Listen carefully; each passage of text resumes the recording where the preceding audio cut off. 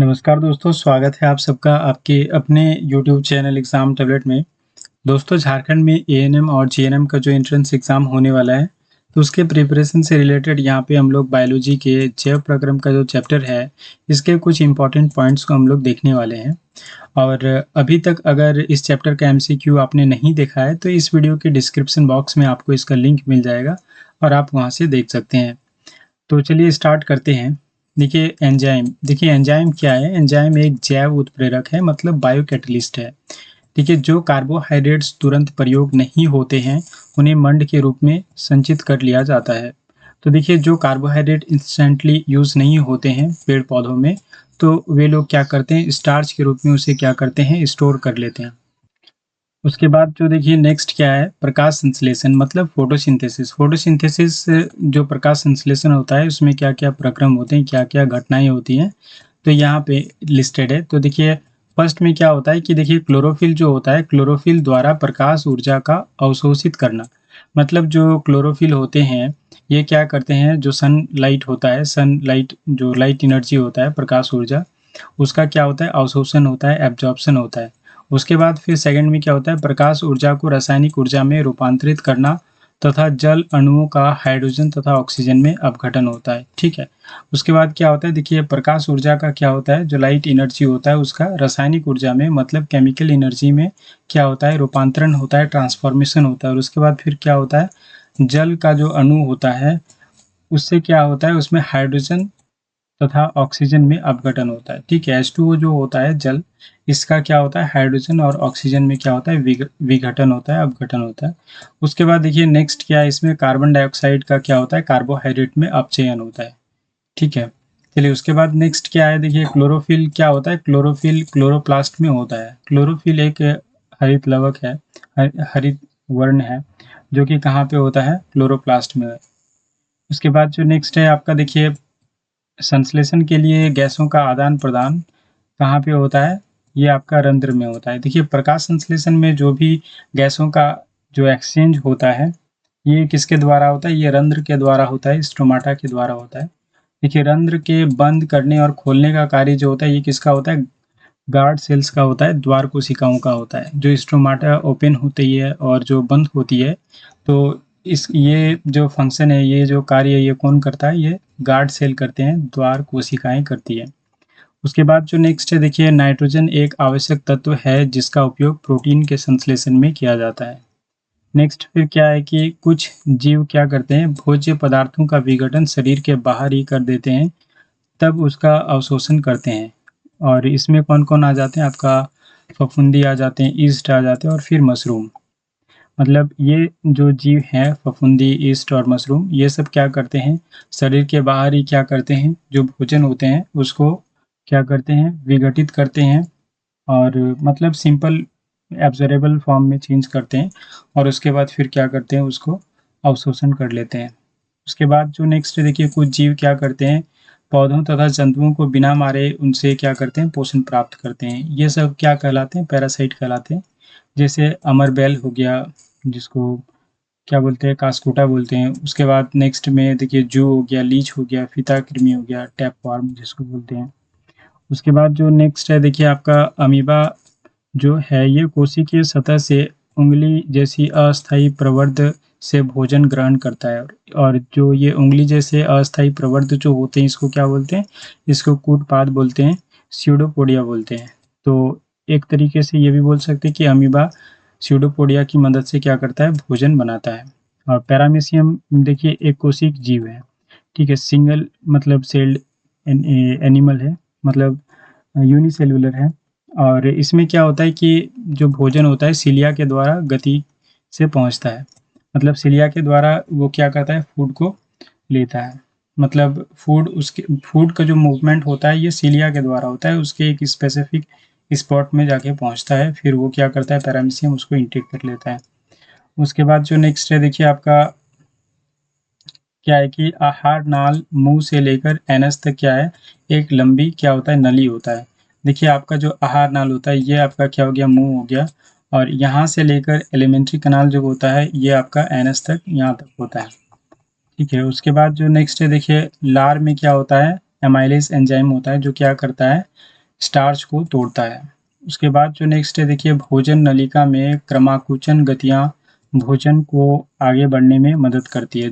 तो देखिए peristaltic movement जो होता है कैनाल में, जो एलिमेंट्री कैनाल में, वो क्या करते हैं, जो हम लोग भोजन खाते हैं उसको आगे बढ़ने में क्या करते हैं, मदद करते हैं। उसके बाद जो नेक्स्ट है देखिए आपका, भोजन ग्रास नली के माध्यम से मुंह से पेट तक जाता है। तो देखिए आपका जो ये माउथ है, ठीक है, माउथ से देखिए आपका स्टोमक तक, जो आमाशय है स्टोमक तक, यहाँ तक किसके द्वारा पहुँचता है, तो ये ओइसोफेगस के द्वारा पहुँचता है, जिसको हिंदी में ग्रसनी बोलते हैं।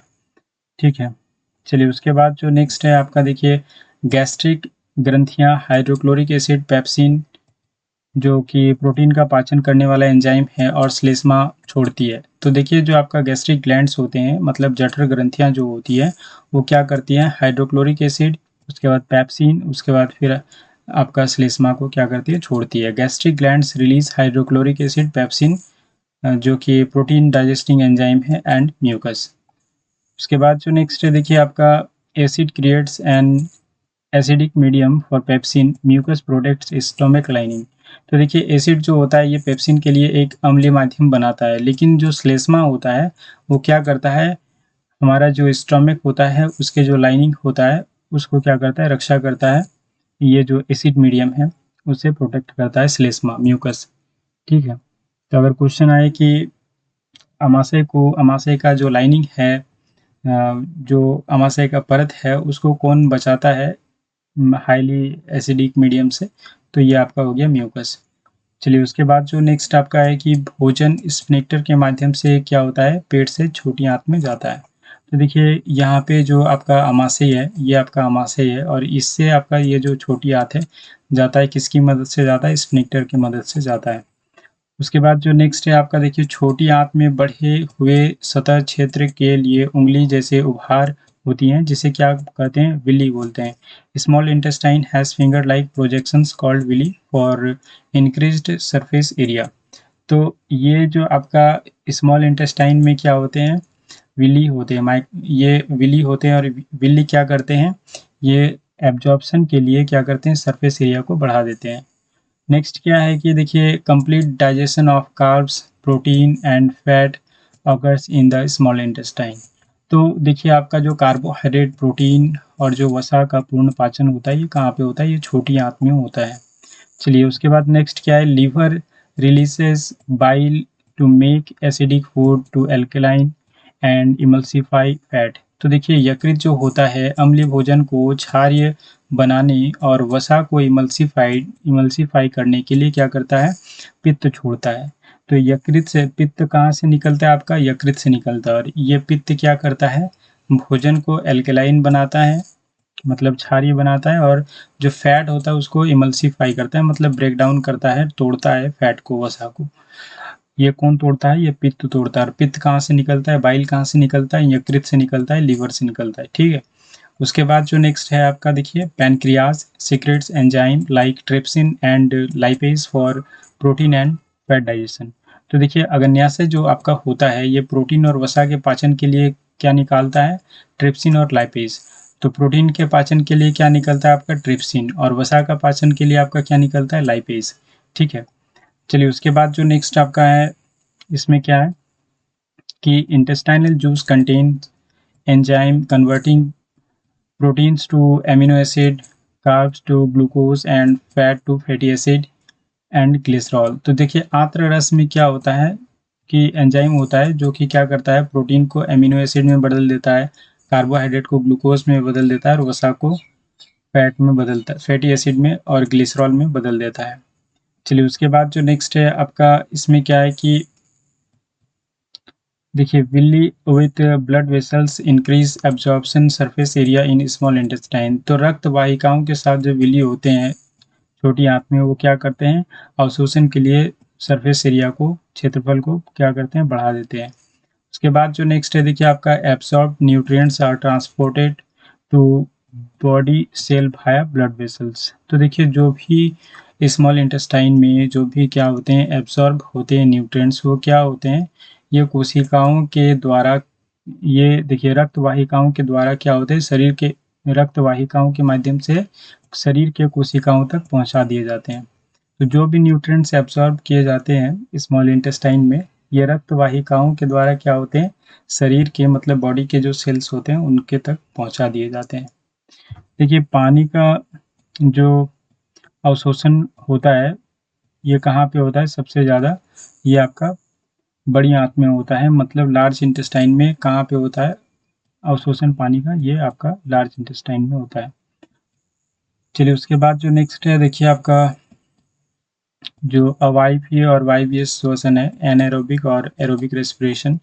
इसमें क्या है कि glucose is initially broken down into pyruvate in the cytoplasm. तो देखिए ग्लूकोज को जो फर्स्टली मतलब स्टार्टिंग में क्या होता है कि पायरुवेट में टूटता है, और ये कहाँ पे टूटता है, ये साइटोप्लाज्म में टूटता है। तो अगर पूछेगा कि ग्लूकोज पायरुवेट में कहाँ पे टूटता है, तो ये साइटोप्लाज्म में टूटता है।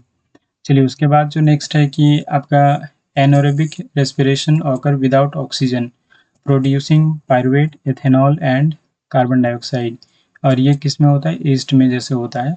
तो देखिए अवायवीय श्वसन में क्या होता है, ये अवायवीय श्वसन जो होता है ये ऑक्सीजन के बिना होता है, मतलब बिना ऑक्सीजन के होता है, जिसमें कि अवायवीय श्वसन में क्या होता है कि पायरुवेट बनता है, इथेनॉल बनता है और कार्बन डाइऑक्साइड बनता है। और ये प्रोसेस किस में होता है, खमीर में होता है, ईस्ट में होता है। ठीक है, चलिए उसके बाद जो नेक्स्ट है आपका देखिए आपका इसमें क्या बोल रहा है कि aerobic respiration take place in mitochondria breaking down pyruvate to release energy producing carbon dioxide and water. तो देखिए जो आपका माइटोकॉन्ड्रिया है इसमें क्या होता है, वायवीय श्वसन होता है, एरोबिक रेस्पिरेशन होता है, जिसमें क्या होता है पायरुवेट को तोड़कर क्या बनाया जाता है, ऊर्जा बनाया जाता है। ठीक है, और यहाँ पे कार्बन डाइऑक्साइड और क्या होता है, जल क्या होता है, रिलीज होता है, उत्पादन होता है। तो बोलेगा कि माइटोकॉन्ड्रिया में किस तरह का रिएक्शन होता है, तो इस यहाँ रेस्पिरेशन होता है, तो यहाँ पे क्या होता है, माइटोकॉन्ड्रिया में एरोबिक रेस्पिरेशन होता है। और यहाँ पे अगर साइटोप्लाज्म में आपका किस तरह का रेस्पिरेशन होता है, साइटोप्लाज्म में क्या होता है, ग्लूकोज क्या होता है, पायरुवेट में टूट जाता है। ये कहाँ टूटता है, ये साइटोप्लाज्म में टूटता है। ठीक है, चलिए उसके बाद जो नेक्स्ट है देखिए आपका aerobic respiration yields more energy than anaerobic respiration. तो जो आपका वायवीय श्वसन होता है ये अवायवीय श्वसन की तुलना में क्या करता है, अधिक ऊर्जा उत्पन्न करता है। देखिए एटीपी क्या होता है, देखिए एटीपी एंडोथर्मिक प्रतिक्रियाओं सहित सेल्यूलर गतिविधियों के लिए ऊर्जा प्रदान करता है। तो देखिए कोशिकाओं में जो आपका कुछ भी कार्य होता है इसके लिए कहाँ से एनर्जी मिलता है, तो ये एटीपी के रूप में कोशिका को एनर्जी मिलता है। ठीक है, एडिनोसिन ट्राइफॉस्फेट इसका फुल फॉर्म है, और इसको ऊर्जा का करेंसी भी बोलते हैं एटीपी को। चलिए उसके बाद जो नेक्स्ट है इसमें आपका क्या है कि plants exchange gases through stomata on leaves. तो देखिए पौधे जो होते हैं ये क्या करते हैं, पत्तियों पर जो रंध्र होते हैं उसके माध्यम से गैसों का आदान प्रदान करते हैं। Oxygen and carbon dioxide exchange via diffusion. तो देखिए आपका जो ये ऑक्सीजन है और जो कार्बन डाइऑक्साइड है इसका आदान प्रदान कैसे होता है, तो इसका आदान प्रदान विसरण से होता है। ठीक है, डिफ्यूजन से होता है। चलिए उसके बाद जो नेक्स्ट है इसमें क्या है कि air enters the body through nostrils is filtered by fine hairs and mucus lines the passage. देखिए वायु जो होती है, वायु नासिका जो छिद्र होते हैं मनुष्यों में, नाक के जो छिद्र होते हैं उसके माध्यम से क्या करते हैं, वायु शरीर में प्रवेश करते हैं, और ये महीन जो बाल होते हैं नाक में वो क्या करते हैं, उसके द्वारा फिल्टर किए जाते हैं, और श्लेष्मा मार्ग वो क्या करती है, लाइनिंग करती है, पैसेज को लाइनिंग करती है श्लेष्मा। ठीक है, म्यूकस क्या करती है, उस पैसेज को लाइनिंग करती है। चलिए उसके बाद जो नेक्स्ट है इसमें क्या है कि देखिए air passes through the throat into the lung which contains alveoli for gas exchange। तो देखिए हवा जो होती है गले से होकर कहाँ जाती है, फेफड़े में जाती है, थ्रोट से होकर कहाँ जाती है, फेफड़े में जाती है, और जिसमें क्या होता है गैसों के विनिमय के लिए, गैसों के एक्सचेंज के लिए क्या होती है, इसमें कुपिका कोश होती है, एल्वियोली होती है। ठीक है, चलिए उसके बाद तो यहाँ पे अगर आपको ये बोला जाए कि गैसों का एक्सचेंज कहाँ पे होता है, फेफड़ों में कहाँ पे होता है, तो ये एल्वियोलाई में होता है। ठीक है, चलिए उसके बाद जो नेक्स्ट आपका है, इसमें यहाँ पे क्या बोल रहा है कि respiratory pigments like haemoglobin in humans carry oxygen from lungs to tissue. देखिए मनुष्य में जो हीमोग्लोबिन होता है ये श्वसन वर्णक है, मतलब रेस्पिरेटरी पिगमेंट है, और ये फेफड़ों से ऊतक तक क्या करते हैं, ऑक्सीजन को लेके जाते हैं। तो अगर बोलेगा कि रेस्पिरेटरी पिगमेंट्स मनुष्यों में क्या है, तो ये आपका हीमोग्लोबिन है। और हीमोग्लोबिन कहाँ पे होता है, ये आरबीसी के अंदर में होता है, रेड ब्लड सेल के अंदर में हीमोग्लोबिन होता है। उसके बाद जो नेक्स्ट है देखिए, blood is a fluid connective tissue consisting of plasma and suspended cell. तो देखिए आपका जो रक्त है ये क्या है, एक तरल संयोजी ऊतक है, जो कि जिसमें क्या होता है, प्लाज्मा और जो निलंबित कोशिकाएं होती है। देखिए रक्त जो क्या है, एक तरल संयोजी ऊतक है जिसमें क्या होता है, प्लाज्मा होता है, निलंबित सेल जो होते हैं इसमें आपका आरबीसी हो गया, उसके बाद डब्ल्यूबीसी हो गया, प्लेटलेट्स हो गया, ये सारे कुछ आपके इसमें आ जाते हैं, जो सस्पेंडेड सेल्स होते हैं। तो उसके बाद जो नेक्स्ट है देखिए, इसमें क्या है कि plasma transport nutrients, waste product and gases. तो देखिए प्लाज्मा जो होता है पोषक तत्वों, अपशिष्ट उत्पादों और गैसों का क्या करता है, परिवहन करता है। तो अगर बोलेगा कि पोषक तत्व, अपशिष्ट उत्पादों और गैसों का परिवहन ब्लड में कौन करता है, तो ये करता है प्लाज्मा। ठीक है। चलिए उसके बाद जो नेक्स्ट है देखिए, oxygen is carried by red blood cell. तो ऑक्सीजन का परिवहन कौन करता है, लाल रक्त कोशिकाएं करती हैं। चलिए उसके बाद जो नेक्स्ट है देखिए, right side pump blood to lungs for oxygenation, और फिर आपका हो गया left side pumps oxygenated blood to body. तो देखिए आपका ये जो हार्ट है, हार्ट का जो आपका राइट साइड है, राइट साइड से क्या होता है कि यहाँ से जो आपका ब्लड है ये पंप होता है कहाँ पे, ये आपका पल्मोनरी आर्टरी के थ्रू कहाँ पे जाता है, ये आपका जाता है फेफड़ा में, और वहाँ पे क्या होता है, फिर एल्वियोलाई में फिर गैसेस का एक्सचेंज होता है। और ये जो आपका लेफ्ट साइड है हार्ट का, ये क्या करता है, ऑक्सीजनेटेड ब्लड को क्या करता है, ये कहाँ तक पहुँचाता है, ये आपका बॉडी के शरीर के जो अंग है उन तक ऑक्सीजनेटेड ब्लड को पहुँचाता है। देखिए आपके यहाँ पे कितने 4 चैम्बर होते हैं। देखिए ये आपका राइट अट्रियम हो गया, फिर राइट वेंट्रिकल, लेफ्ट अट्रियम, और फिर लेफ्ट वेंट्रिकल हो गया।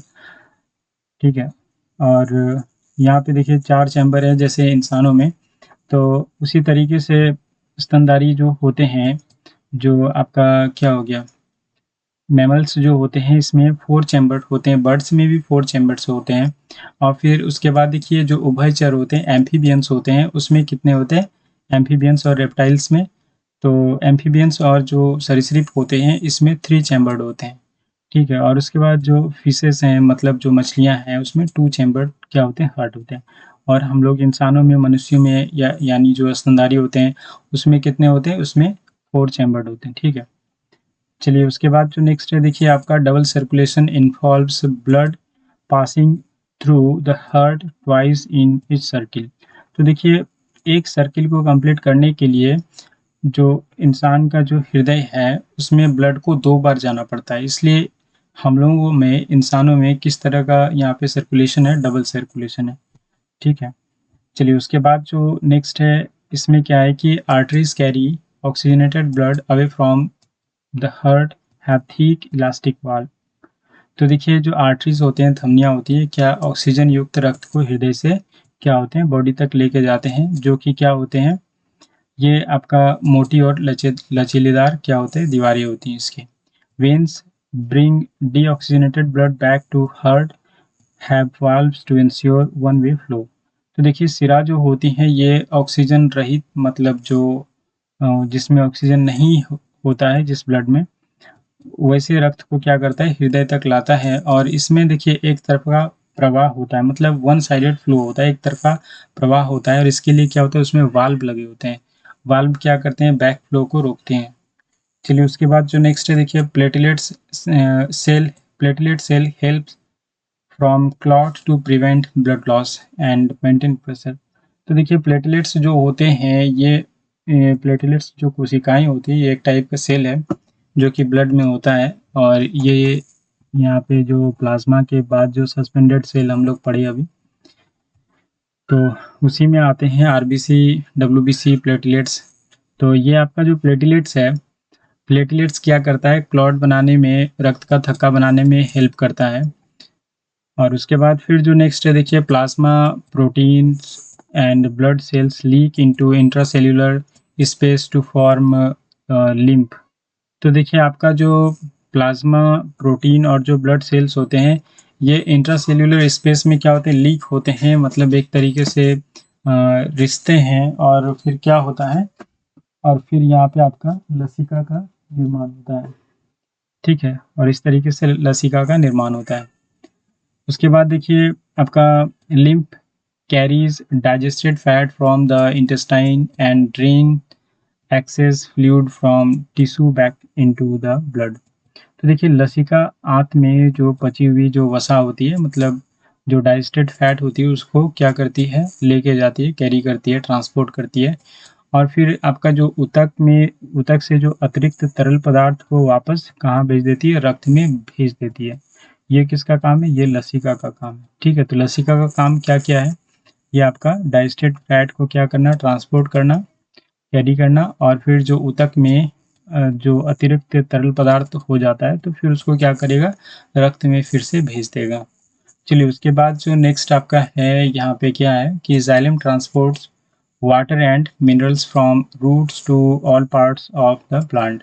तो जाइलम देखिए जड़ों से पानी और खनिज को पौधे के सभी भागों तक पहुंचाता है।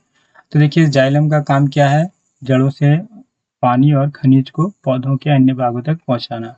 चलिए उसके बाद जो नेक्स्ट है देखिए, phloem transport products of photosynthesis and other substances. और फ्लोएम क्या करता है, फ्लोएम जो फोटोसिंथेसिस के द्वारा जो क्या निर्माण होता है, कार्बोहाइड्रेट का निर्माण होता है, उसका क्या करता है, परिवहन करता है। और भी जो सब्सटेंसेस होते हैं अदर, उसको ट्रांसपोर्ट करता है फ्लोएम। थोड़ा और यहाँ पे दिया गया है जाइलम के बारे में। तो जाइलम मेन इसका काम क्या है, वाटर ट्रांसपोर्ट का, ठीक है। तो देखिए xylem vessels and tracheids creates a continuous water conducting system. तो जाइलम और जो वाहिकाएं होती है, जाइलम वाहिकाएं होती है, और ट्रैकेट्स जो होती है, एक सतत जल संचालन प्रणाली बनाती है, किसमें, पेड़ पौधों में। चलिए उसके बाद जो नेक्स्ट है, इसमें क्या है कि ट्रांसपायरेशन जो है हेल्प्स पुल वाटर। जो ट्रांसपायरेशन है, मतलब जो आपका वाष्पोत्सर्जन है, ये क्या करता है, वाटर को, मतलब जल को, जो जड़ में जाइलम कोशिकाएं होती हैं, जो जड़ में मतलब रूट्स में जो जाइलम कोशिकाएं होती हैं, उनमें उनमें क्या होता है, इवापोरेशन और सक्शन की मदद से क्या होता है, ये वाष्पोत्सर्जन के प्रक्रम, मतलब वाष्पोत्सर्जन की जो प्रक्रिया होती है, इसके द्वारा फिर क्या होता है, पानी ऊपर की तरफ खींचती है, ठीक है। तो ये किसके द्वारा होता है, ये ट्रांसपिरेशन के द्वारा होता है, ठीक है। चलिए उसके बाद जो नेक्स्ट है आपका, इसमें क्या है, बोल रहा है कि ट्रांसपोर्ट ऑफ फूड।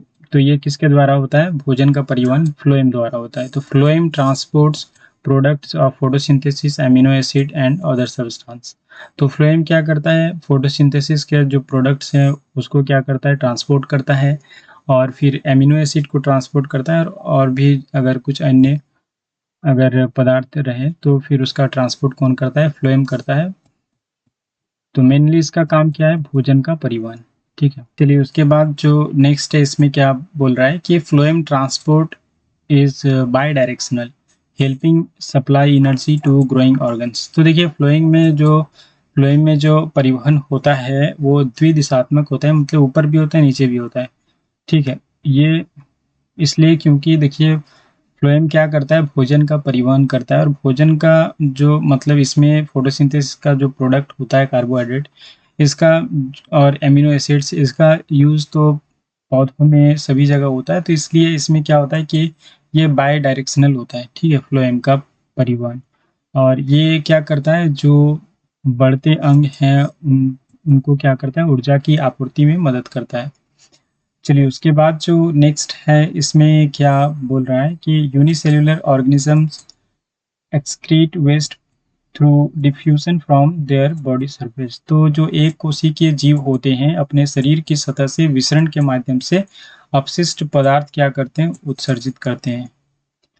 उसके बाद नेक्स्ट क्या है देखिए, in humans the excretory system includes kidney, ureter, urinary bladder, और फिर क्या होता है, यूरेथ्रा। तो मनुष्यों में जो उत्सर्जन प्रणाली होती है, इसमें गुर्दा होता है यानी किडनी होता है, और मूत्र वाहिनी होता है, मूत्राशय होता है, मूत्र मार्ग होता है। चलिए उसके बाद जो नेक्स्ट है देखिए, kidney filter waste products from blood such as urea, uric acid to form urine. तो देखिए गुर्दे जो होते हैं, मतलब जो किडनी क्या करते हैं, मूत्र बनाने के लिए रक्त से अपशिष्ट उत्पादों जैसे आपका हो गया यूरिया, हो गया यूरिक एसिड, हो गया, इसको क्या करते हैं, फिल्टर करते हैं। उसके बाद देखिए, nephrons are the basic filtration unit in the kidney containing blood capillaries and Bowman capsule. तो देखिए जो नेफ्रॉन होता है, ये गुर्दे का क्या होता है, निस्पंदन इकाई होता है, फिल्ट्रेशन यूनिट होता है, बेसिक फिल्ट्रेशन यूनिट होता है। तो अगर बोलेगा कि ये आपका किडनी का फिल्ट्रेशन यूनिट क्या है, तो यहाँ पे आपको क्या बोलना है, नेफ्रॉन बोलना है। और जिसमें क्या होता है, रक्त कोशिकाएं भी होती हैं और बोमेन कैप्सूल होता है। चलिए उसके बाद जो नेक्स्ट है देखिए, selective reabsorption of substances like glucose, amino acid and salt occur as urine is formed. तो देखिए जब मूत्र बनता है तो इसी दौरान फिर सेलेक्टिव क्या होता है, चयनात्मक पुनर्अवशोषण होता है। इसमें किसका किसका होता है, ग्लूकोज का होता है, एमिनो एसिड और लवण का रीएब्जॉर्प्शन होता है। ठीक है। चलिए उसके बाद नेक्स्ट क्या है कि urine flows from the kidneys to the urinary bladder through ureter. तो देखिए आपका है कि मूत्र जो है गुर्दे से, मतलब किडनी से आपका मूत्राशय तक किसके मदद से जाता है, ये मूत्र वाहिनी की मदद से जाता है, यूरेटर्स की मदद से जाता है। उसके बाद जो नेक्स्ट है देखिए, urine is stored in the bladder and released through the urethra under nervous control. तो देखिए आपका मूत्र जो है ये कहाँ संग्रहित होता है, मूत्राशय में होता है, यूरिनरी ब्लैडर में होता है, और फिर क्या होता है, तंत्रिका तंत्र के तहत क्या होता है, इसका कंट्रोल होता है मूत्र मार्ग से। ठीक है।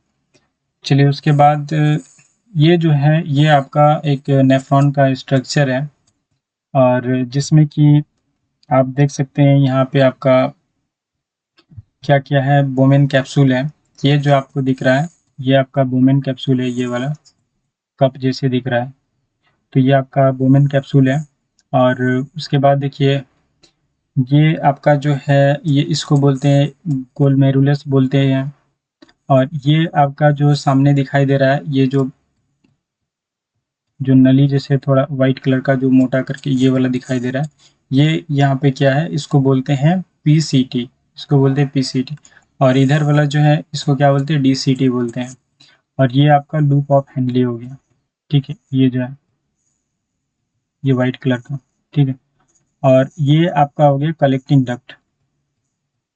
तो इसी तरीके के किडनी में बहुत सारे नेफ्रॉन होते हैं, और ये जो कलेक्टिंग डक्ट्स होते हैं, ये बहुत सारे मतलब नेफ्रॉन मिल के यहाँ पे क्या करते हैं, मूत्र का क्या करते हैं, इसमें यूरिन फ्लो करते हैं, और फिर जाके आपका कहाँ पे जमा होता है, मूत्राशय में जमा होता है।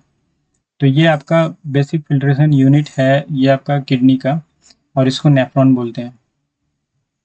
चलिए उसके बाद जो नेक्स्ट है आपका, देखिए यहाँ पे क्या है कि plant releases oxygen, a waste product of photosynthesis into the atmosphere. हम लोग क्या जानते हैं कि प्लांट हमें क्या देते हैं, ऑक्सीजन देते हैं, लेकिन असल में प्लांट्स के लिए वो क्या होते हैं, एक अपशिष्ट पदार्थ होते हैं। और ये फोटोसिंथेसिस के अपशिष्ट पदार्थ होते हैं जो प्लांट्स का, इसमें प्लांट्स का कोई यूज़ नहीं है ऑक्सीजन का, तो ये क्या करते हैं, ऑक्सीजन को वायुमंडल में छोड़ देते हैं। ठीक है। उसके बाद देखिए, excess water is eliminated through transpiration. तो पेड़ पौधों में जो भी अतिरिक्त पानी जमा हो जाता है, ये वाष्पोत्सर्जन के माध्यम से क्या करते हैं, ये उसको निकाल देते हैं, समाप्त कर देते हैं। उसके बाद जो नेक्स्ट है देखिए, आपका dead plant cell and fallen leaves. तो जो भी डेड प्लांट सेल है, मृत जो पेड़ पौधे की जो कोशिकाएं होती है और गिरी हुई जो पत्तियां होती है, पत्तियां देखिएगा पेड़ पौधों से गिरने लगते हैं होके थोड़ा सा ऑरेंज कलर का होके गिरने लगता है, बहुत सारे पेड़ पौधों में आपने देखा होगा। तो इसमें क्या होते हैं, इसमें उसके जो अपशिष्ट पदार्थ होते हैं वो होता है, तो इसलिए वो पत्तियां गिर जाती हैं। चलिए उसके बाद जो नेक्स्ट है आपका, देखिए resin, gums and other waste substances may be stored in older plant tissue. तो ये जो आपका रेजिन हो गया, गोंद हो गया, ये सब क्या है, एक तरीके के आपके क्या हो गए, ये आपका पेड़-पौधों के क्या होते हैं, अपशिष्ट पदार्थ होते हैं। और कुछ जो अपशिष्ट पदार्थ होते हैं, ये पेड़-पौधे क्या करते हैं, आस-पास की मिट्टी में भी क्या करते हैं, उत्सर्जित कर देते हैं। तो दोस्तों, ये आपका जो जैव प्रक्रम का चैप्टर था, उसके कुछ इम्पोर्टेंट पॉइंट्स थे। तो इसका अगर एमसीक्यू आपने नहीं देखा है, तो इस वीडियो के डिस्क्रिप्शन बॉक्स में आपको उसका लिंक मिल जाएगा। और वीडियो को अंत तक देखने के लिए बहुत-बहुत धन्यवाद, और वीडियो को लाइक करें, शेयर करें, और अगर आप हमारे इस चैनल में नए व्यूअर हैं, तो हमारे इस चैनल को ज़रूर सब्सक्राइब कर लीजिए और बेल आइकन को भी प्रेस कर लीजिए, ताकि मैं जब भी वीडियो अपलोड करूँ, तो सबसे पहले इसका नोटिफ़िकेशन आपको मिल पाए।